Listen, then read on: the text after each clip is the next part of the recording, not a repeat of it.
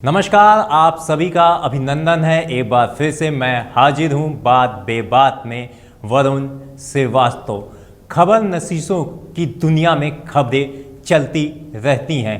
हर पत्रकार अपने मतलब की खबरें पकड़ता है और लिखता है, बाकी खबरें छोड़ देता है जो इधर उधर की खबरें तैरती रहती हैं, और हम उन तैरती हुई खबरों को आप तक पहुंचाने की कोशिश करते हैं। साथ ही क्या वाकई यही सच है, इसकी जानकारी भी जुटाते हैं। और ऐसी ही एक खबर मालेरकोटला पंजाब का 23वां नया नवेला जिला और जिले का ऐलान द ग्रेट पटियाला खानदान के चश्मो चिराग और पंजाब के मुख्यमंत्री कैप्टन अमरिंदर सिंह ने किया।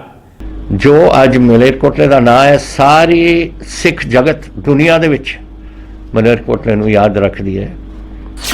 मलेरकोटला जिला बनते ही विवादों में फंस गया है। विवादों का मसला यह है कि मलेरकोटला सरहद के नज़दीक एक इस्लामिक बहु इलाका है। बताया जाता है कि इस इलाके में 70% मुसलमान रहते हैं।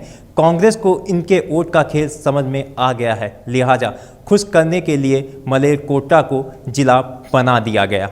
मलेरकोटला जिला बनते ही नेताओं में आरोप प्रत्यारोप का दौर शुरू हो गया। इसी बीच बीजेपी के फायर ब्रांड नेता योगी आदित्यनाथ ने ट्वीट किया और आपत्ति जताई कि सिर्फ आप मुस्लिम होने की वजह से इस इलाके में इतना महत्व दे रहे हैं, या तो तुष्टीकरण है। हालांकि इस इलाके में मुस्लिमों का एक गौरवशाली इतिहास है, तो 79 नामधारी सिखों के कत्ले आम का काला पन्ना भी जुड़ा हुआ है। आप दर्शक खुद ही तय कीजिए कि धर्म के आधार पर जिला बनाना क्या सही है।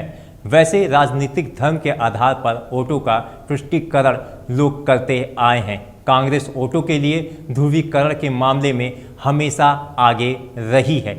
मलेरकोटला कोई पहला मामला नहीं है। इससे पहले भी पूर्व प्रधानमंत्री मनमोहन सिंह ने 2014 के चुनावों से पहले कहा था कि देश के संसाधनों पर पहला हक देश के अल्पसंख्यकों का है, खासकर मुस्लिमों का।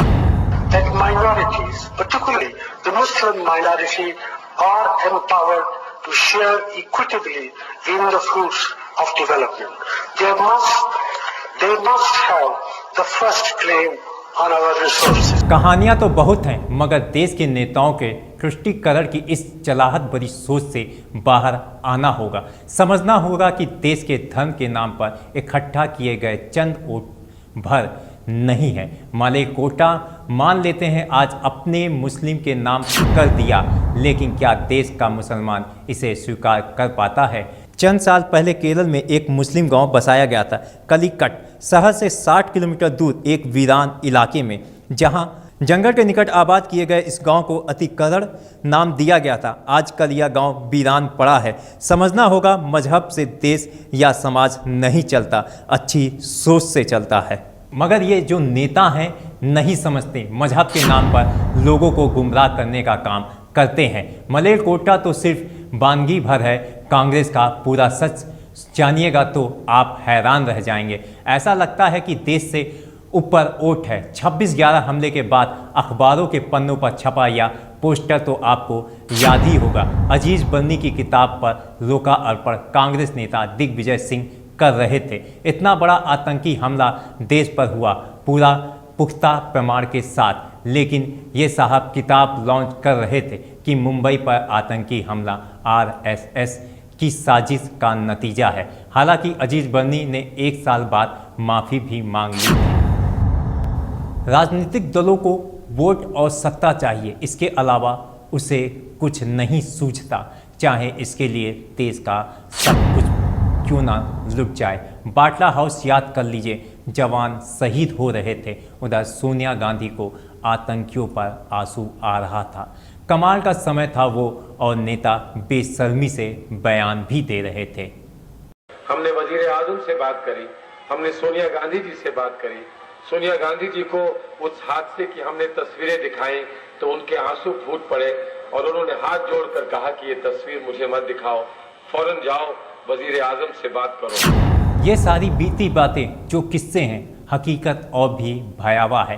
राजनेता हैं, ये और इनके कहानियाँ काफ़ी रहस्यमयी होती हैं, खासकर वोटों के तुष्टीकरण के मामले में। इन्हें लगता है कि देश का मुसलमान पाकिस्तान के साथ है या दूसरे मुस्लिम मुल्कों के साथ, इसलिए वो हमेशा मुसलमानों को खुश रखने के लिए कुछ भी करते रहते हैं। और ये किस्सा आज से नहीं, आज़ादी के दौर से अब तक चला आ रहा है। याद कीजिए, साल 1960 में तत्कालीन प्रधानमंत्री जवाहरलाल नेहरू ने भारत के हितों का बलि देकर पाकिस्तान के साथ सिंधु नदी जल समझौता किया। दुनिया में इस तरह का एकांगीय समझौता कहीं नहीं मिलेगा। समझौते के मुताबिक सिंधु, रावी, व्यास, चेनाब, सतलुज और झेलम नदियों को पूर्वी और पश्चिमी भाग में बांटा गया। पूर्वी नदियों सतलुज, व्यास और रावी पर भारत का अधिकार है, जबकि पश्चिमी नदियों सिंधु, चेनाब और झेलम पर पाकिस्तान का अधिकार माना गया। समझौते के तहत भारत की 6 नदियों के कुल 16.8 करोड़ एकड़ फीट पानी में से भारत के हिस्से में आवंटित नदियों का पानी केवल 3.3 करोड़ एकड़ फीट है, जो कुल का लगभग 20% है। इतना ही नहीं, भारत के फिलिस्तीन व इजराइल से संबंध भी हमेशा ये मानते हैं कि देश के अल्पसंख्यक फिलिस्तीन के समर्थक हैं। हो भी सकता है, लेकिन इजराइल जो मदद भारत को देता है, खासकर हर बुरे वक्त में, उसका देश भरपाई कैसे कर पाएगा, इस पर सभी चुप हैं। इतना ही नहीं, जो कांग्रेस के नेता अंतर्राष्ट्रीय मंचों पर फिलिस्तीनियों के मानव अधिकार के हनन पर आंसू बहाती थी, वह भारत सरकार पाकिस्तान, बांग्लादेश, अफगानिस्तान में हिंदुओं सिखों पर हो रहे अत्याचार पर खामोश रहती है। आजकल मलेरकोटला है, कल बंगाल और असम से सटे सरहदों पर वोट के लिए क्या हाल बना रखा है, यह देखने की ज़रूरत है। लेकिन फिर वोट सामने आ जाएगा, कहानियाँ लंबी हो जाएंगी। इसलिए आज इतना ही, आगे कुछ और विषयों के साथ हम फिर हाजिर होंगे। आपको हमारी पेशकश कैसी लगी हमें ज़रूर लिखें। नमस्कार।